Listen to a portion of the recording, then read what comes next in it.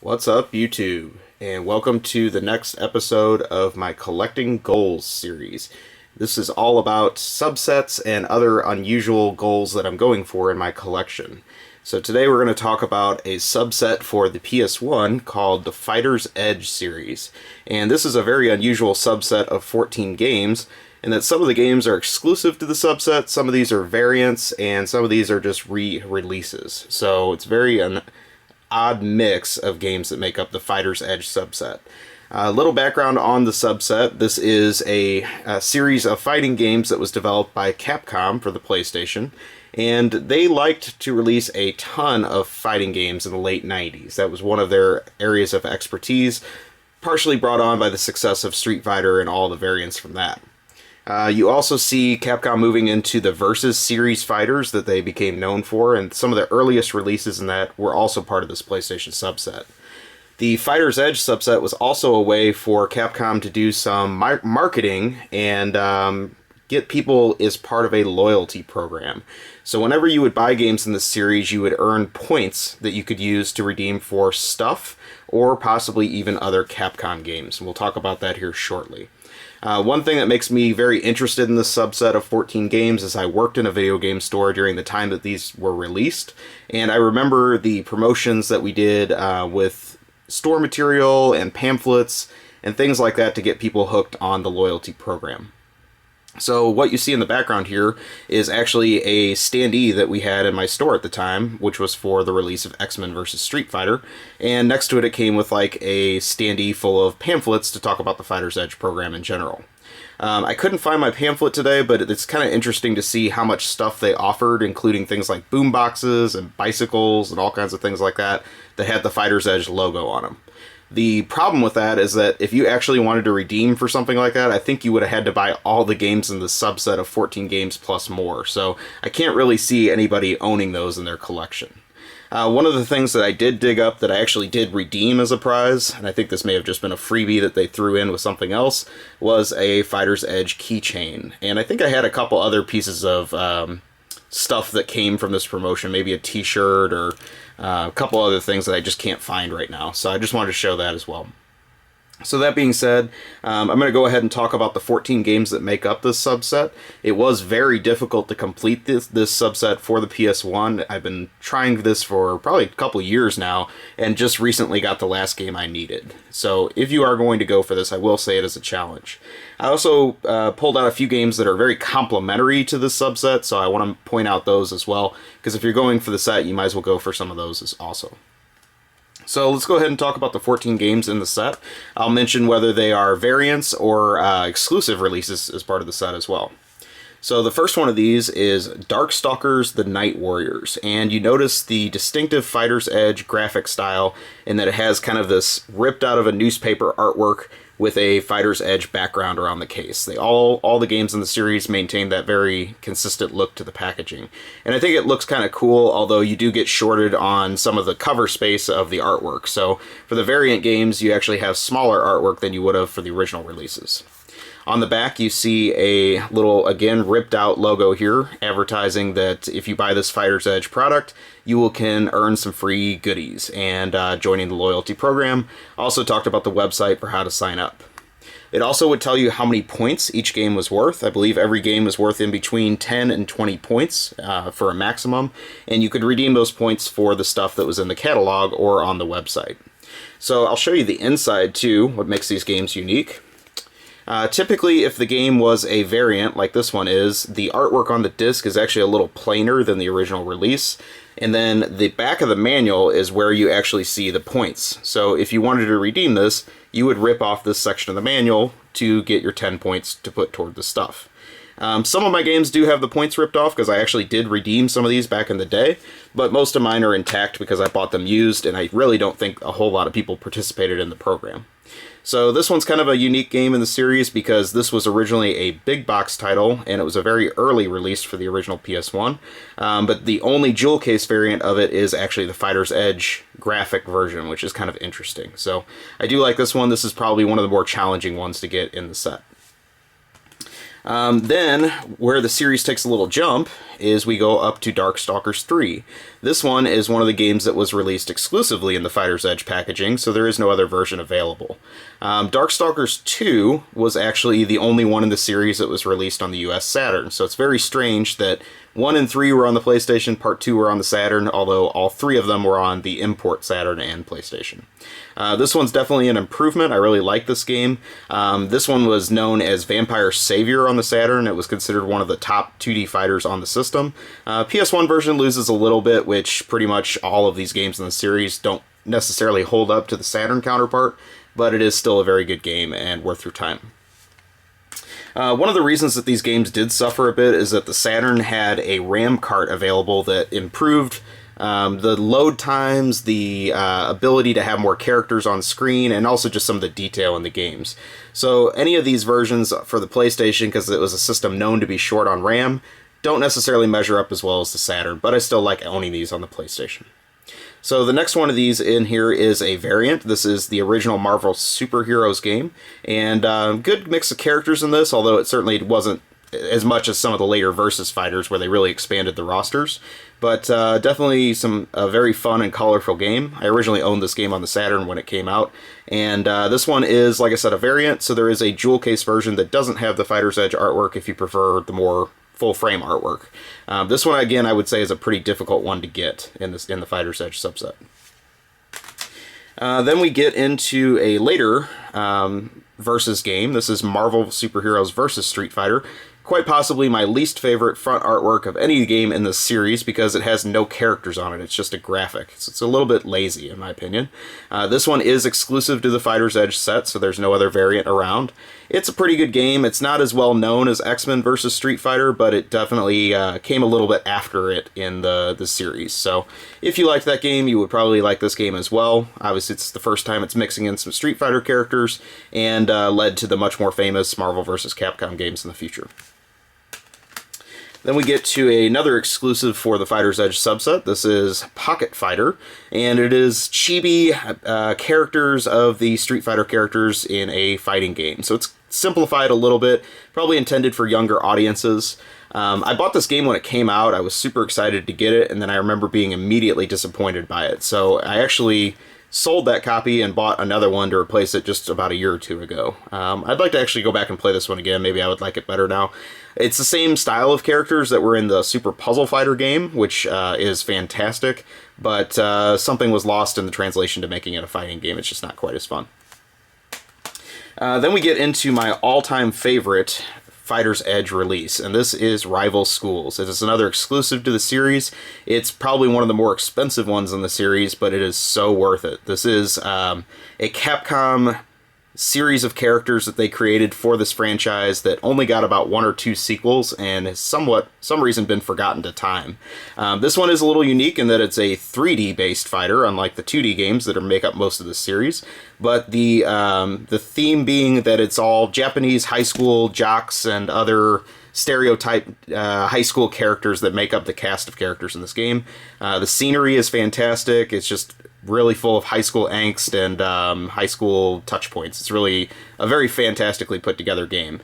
This one is a 2-disc game, so it comes in this fat case, and you actually get a really cool disc of bonuses that go way beyond the arcade version, which is on disc 1. So highly recommend this game. I really think that even this is better than its Dreamcast sequel, Project Justice, and really one of the things that drew me into the Fighter's Edge series games in the first place.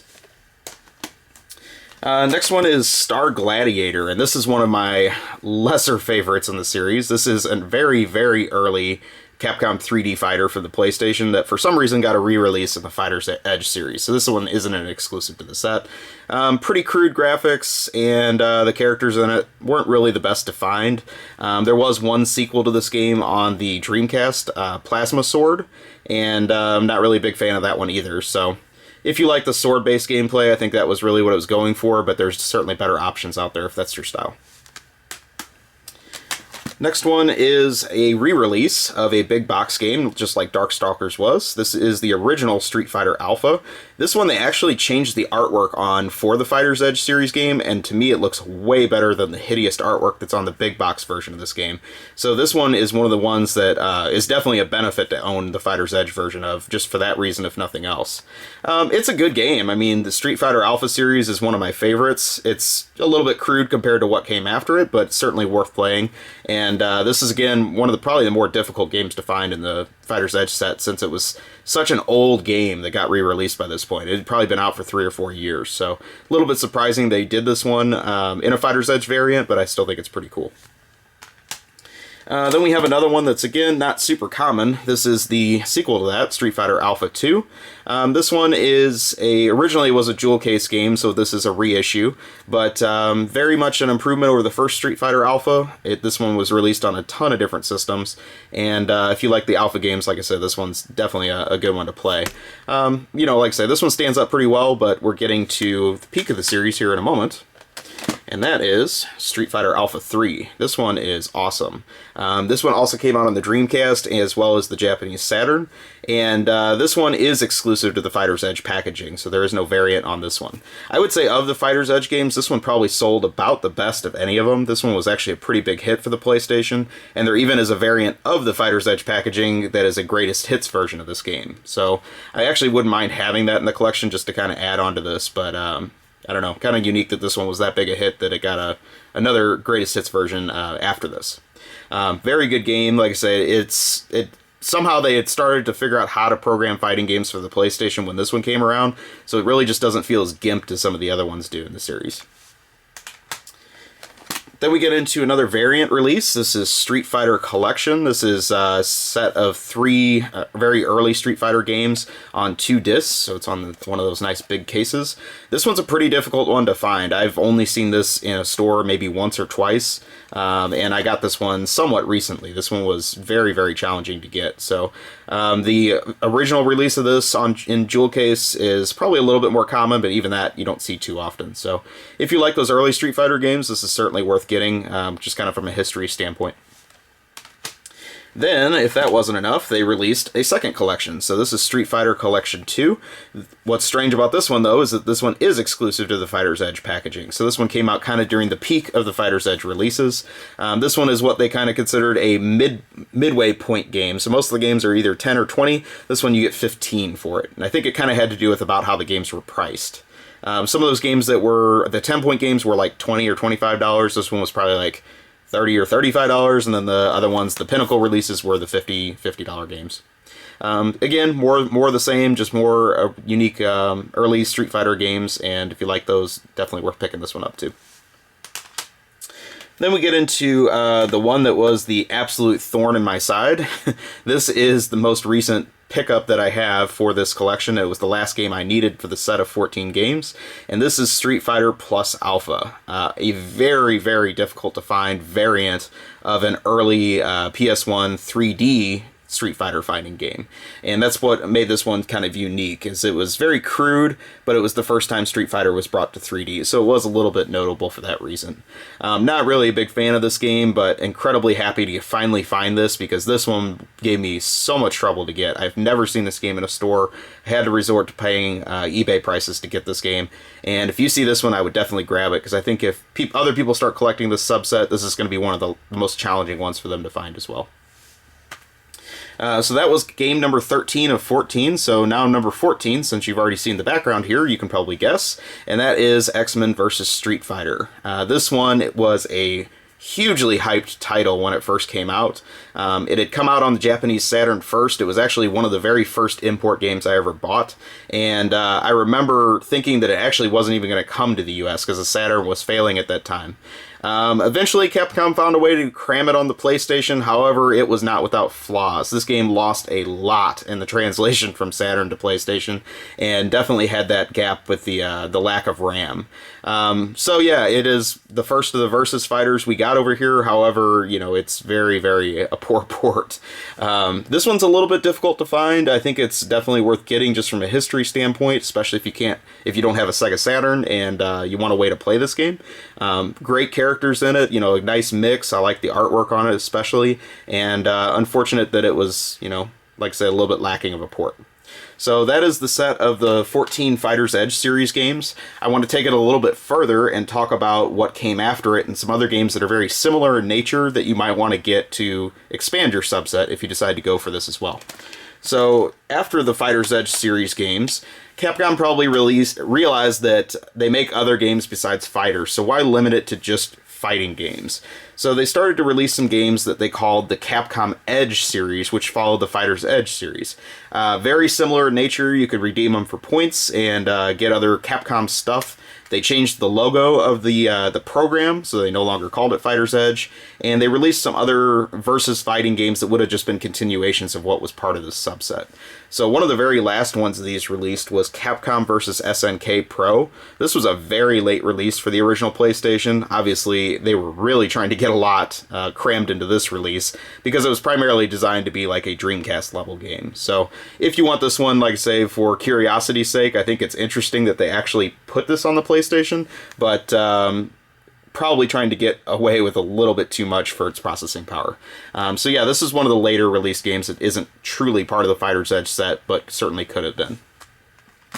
One of the ones that's very difficult to find is this one. This is another one that also got ported to the Dreamcast, and I believe they came out at the exact same time.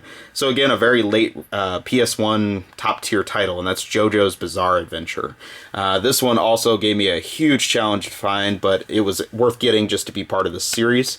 I also just wanted to point out the change to the Capcom Edge logo, even though they kind of have the guy with the fighting logo on there anyway. Same principle, you know, you could use it for other Capcom stuff, but this is one of the later releases, and they also continued Capcom Edge onto the Dreamcast as well. Then we have Marvel vs. Capcom, got a PS1 port. Again, a Dreamcast game that is much better on the Dreamcast, but they managed to cram it on the PlayStation, so I think it's worth grabbing if you like that series and you like these versus fighters. Then we get into another one of the oddballs. This is Street Fighter EX2 Plus. This one is a sequel to that 3D fighting game I talked about earlier, but this one also earns Capcom Edge points, so I thought I would show it as well because it was a pretty late release in the series. And then the final one of these is not a Capcom Edge game, but really I felt it fit in with the discussion, and that is the unusual X-Men Children of the Atom release for the PS1. The reason I say this one's unusual is that it is a Capcom-developed game, however, Acclaim actually owned the rights to the PS1 version and the Saturn version as well. What made this one very unusual is that the Saturn version of this game came out like 3 years before the PlayStation version. And some of these more advanced X-Men games on the PlayStation were already available as well. I think this came out after X-Men vs. Street Fighter. So it was a very strange choice that Acclaim and Capcom partnered to put this game out on the PS1. It still suffers even compared to the Saturn version, so it's not like it offered a technical advantage. But I thought it was worth owning at least as part of this kind of collecting subset, and just a very, very strange release. So that pretty much does it. That's my overview of the Fighter's Edge subset. Very challenging set to complete, even though it's only 14 games that make it up. Hopefully there were some others of you that were part of this program whenever it was new. I can tell you that I actually saved up my points and I got my original copy of Resident Evil 2 for the PS1 using the points that I earned from the Fighter's Edge games. So there was certainly a good incentive to go after these games at the time. Plus you got the unique packaging and kind of the experience of Capcom's first loyalty program. So hopefully you like this insight into the Fighter's Edge series of games, and please take a moment, like, comment, subscribe. I will talk to you soon. Have a great day or night, wherever you are.